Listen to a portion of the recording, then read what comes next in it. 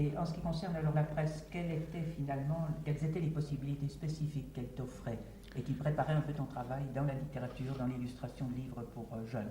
Alors le gros avantage de la presse, c'est que on était en contact permanent par le courrier avec les enfants. C'est-à-dire qu'on recevait 60 à 70 lettres par semaine d'enfants. Alors ça, c'est très intéressant de travailler dans ce milieu-là, car on est quand même largement en prise directe.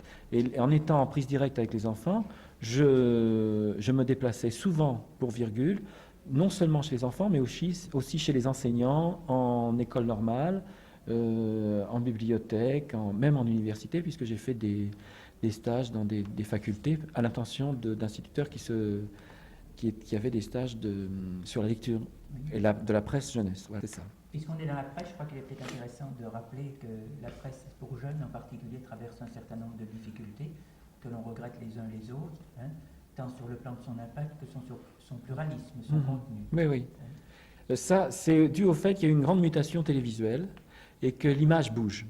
Hein. Alors les enfants, face à une image fixe, ont un petit sentiment d'arrêt sur image qui fait comme un décalage par rapport à la télévision.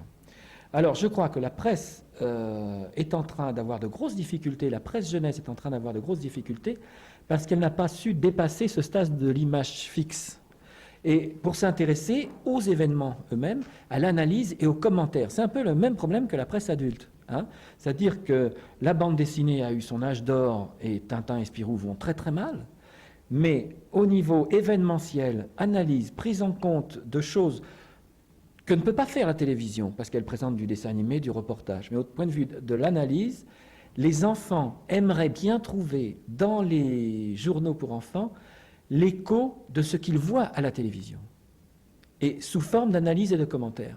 Ça, ils en sont très très friands. Si on fait un journal qui ne trouve aucun écho de la réalité, même télévisuelle, même concurrentielle, eh bien, les enfants sont forcément déçus, parce qu'ils ne sont pas pris dans l'air du temps.